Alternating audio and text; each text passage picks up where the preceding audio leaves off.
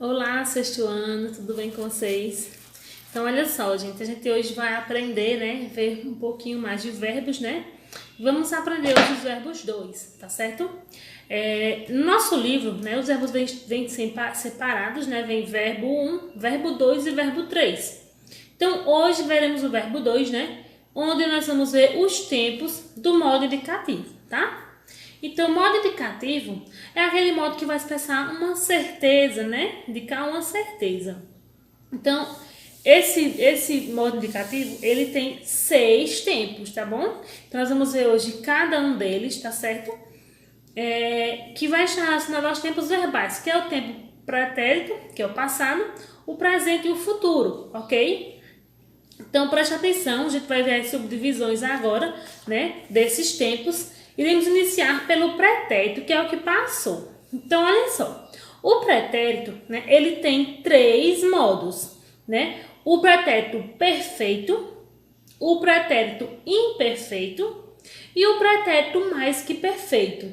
Vamos agora dar uma olhadinha, né? Ver o que é cada um desses tempos para vocês poderem entender. Prestem atenção, tá bom? Anotem aí os conceitos para vocês não esquecerem, porque como é muito tempo, né? A gente acaba confundindo, mas vamos aqui devagar, tá? Que vocês vão entender com certeza o que é cada um. Então, olha só, o pretérito perfeito do indicativo, né? Vai estar indicando, expressando, mostrando uma coisa que já aconteceu, que é pretérito, né? E porque é perfeito, porque eu consegui concluir. Então, o pretérito perfeito indica uma coisa que já aconteceu e que foi totalmente concluído aquela ideia, aquela coisa, certo? Então, vamos aqui a um exemplo. Então, um exemplo aqui, né, do pretérito perfeito, né, eu tomei a vacina, né? Porque ele expressa uma coisa que já aconteceu, né, eu já tomei a vacina e eu concluí, né, essa ação. Então, eu já tomei, realizei, concluí totalmente a ação de tomar a vacina, tá bom? Por isso que é pretérito perfeito, porque passou e foi totalmente concluído esta minha ação, tá bom? Outro exemplo de pretérito perfeito, eu posso dizer assim: eu ganhei um livro, né? Então, essa ação já aconteceu, já passou, né? E eu consegui concluir, eu ganhei o livro, tá certo? Então, chamam pretérito perfeito, porque já passou e foi totalmente concluído. Pronto, gente. Aí, o pretérito imperfeito, né? Ele vai exprimir, né? Vai expressar, vai mostrar uma ação, tá certo? Que ocorreu no passado, mas que tem uma durabilidade, né? É uma ação durativa, tá certo? Que não define início e nem fim. Então, veja só. Quando eu digo assim, olha, quando eu era menor, eu gostava de brincar de bola, né? Então, veja que esse gostava, né? Por que é imperfeito? Porque não diz quando eu parei de brincar e nem diz quando eu comecei a brincar, tá bom? De bola, né? Então, é pretérito imperfeito, tá? Porque a gente não sabe se já terminou, né? Eu posso ser menor e brincar de bola, mas eu não deixo definido o início e nem final desta minha ação, tá? Por isso que é pretérito imperfeito. Outra coisa, outro exemplo. Se eu colocar assim, olha, a minha tia morava, né, em São Paulo. Morava. Eu também não estou dizendo, né, quando que ela deixou de morar em São Paulo, nem quando ela começou a morar em São Paulo, tá? Por isso que a gente chama de pretérito imperfeito, que é uma coisa que passou, mas que a gente morava, a gente sabe que ela não morou só um dia, ela morava, é uma ação durativa, mas que não expressa início e nem final dessa ação. Então, gente, olha só, uma dica para vocês, né, sobre os verbos do pretérito imperfeito é que eles terminam geralmente em vá, vé e ia, Por exemplo, vá, morava, brincava, andava, passava, certo? Vé, esteve, tá? Esteve sozinho, então o vé, aí denota pretérito imperfeito, tá? Ia, chovia, fazia, comia, tá bom? Então, é uma dica para vocês, né, desses verbos do pretérito perfeito. Então, vamos agora ver o último pretérito, né, que é o pretérito mais que perfeito, tá bom? Pretéritos são três, né? Pretérito perfeito, imperfeito e mais que perfeito. A gente vai para o futuro e para o presente do indicativo também. Então, olha só, o pretérito mais que perfeito do indicativo, né, ele vai expressar uma ação que ocorreu no passado, anterior a outra ação que também ocorreu no passado. Então, são duas ações no passado, uma, né, sucedendo a outra. Então, vejam só, quando eu digo assim, quando ela chegou, a aula já começara. Então, veja só, eu estou falando de que quando essa pessoa chegou na sala, né, que já passou, ela já acabou a aula. Então, quando essa pessoa chegou, é uma coisa que aconteceu no passado.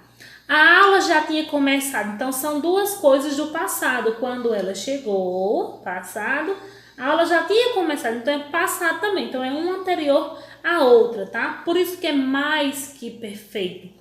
Porque é uma coisa do passado que aconteceu anterior a outra coisa também do passado, tá bom? Então, por isso que eu chamo de pretérito mais que perfeito do indicativo, porque ambas são certezas, tá bom? Então, olha só, nós não utilizamos a forma simples do pretérito mais que perfeito, que é andara, começara, ouvira, dissera, tá bom? Então, a gente utiliza a forma composta, que é tinha dito, havia começado, né? Tinha ouvido. Então, veja só, quando ela chegou, a aula já começara. Nós não dizemos começara, nós dizemos já tinha começado, que é a forma composta, tá bom? Então, dissera, chegara, é a forma simples, tá? Já tinha dito, já tinha começado, tá bom? Já tinha chegado, é a forma composta. A gente usa mais essa forma composta do pretérito mais que perfeito, ok? Então, agora vamos ver, né, o presente do indicativo, né? Vocês sabem que presente é uma coisa que acontece ali no momento, né, da minha fala. Está acontecendo agora, tá? E do indicativo porque indica uma certeza, tá certo? Então, olha só, o presente do indicativo vai indicar uma coisa que está acontecendo no momento em que eu estou falando. Por exemplo, a professora dá aula. Então, ela está dando agora a aula, tá certo? Então, o presente do indicativo, ele vai mostrar isso que está acontecendo no momento que eu estou falando. Eles também, né, podem indicar uma ação, né, ou um fato permanente, como a Terra gira em torno do Sol, né, que está aí uma verdade científica, tá certo? Eles podem também indicar um futuro bem próximo, por exemplo, amanhã eu leio o livro. Esse amanhã está indicando que ainda vai acontecer e ler está no presente. Então eu posso dizer amanhã eu leio o livro, porque o futuro é próximo, eu sei, né? Amanhã já está bem pertinho.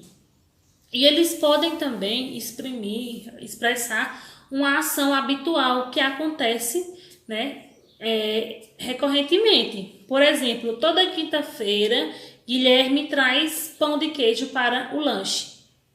Certo? Então é uma coisa que eu sei que ele tá toda quinta-feira Guilherme traz esse lanche. Então esse traz tá no presente, tá bom? Porque é um fato recorrente, eu também posso usar dessa forma, tá certo? Bom, pessoal, então agora vamos ver o futuro do presente do indicativo, tá? Futuro, porque vai acontecer, do presente, que é do momento que eu estou falando, do indicativo uma certeza, tá certo? Então é futuro, do presente, do indicativo.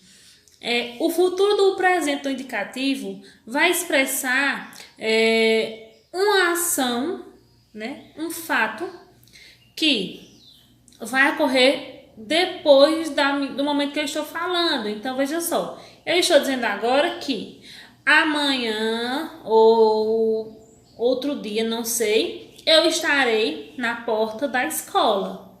Então, veja, eu estou falando agora, mas isso vai acontecer. Quando é que eu estou na porta da escola?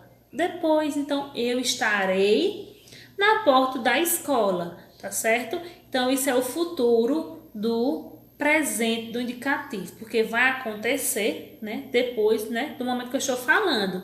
Então, veja só, quando eu digo assim, estarei, né, é a forma simples, tá certo? A forma simples do futuro do presente. Nós temos esse mesmo verbo, né, expresso por locução, que é quando dois verbos se juntam para expressar alguma coisa. Então, estarei, né, eu posso também dizer vou estar, né, eu vou estar na porta da escola. Então, a locução verbal, porque são dois verbos, vou do verbo ir e estar, né, então do verbo estar. Então, vou estar é a forma locução verbal, a forma conjunta, e nós temos estarei, que é a forma simples, que é uma palavrinha só, tá bom? Então, esse futuro do presente indicativo vai indicar um fato posterior que vai acontecer depois, né, do momento em que eu estou falando, tá certo? E nós temos ainda o futuro do pretérito, né? O futuro do pretérito vai expressar um fato futuro que vai acontecer, né, e que depende de alguma coisa para se realizar, né? Futuro, né, do pretérito, certo? Então, vejam só um exemplo de futuro do pretérito indicativo.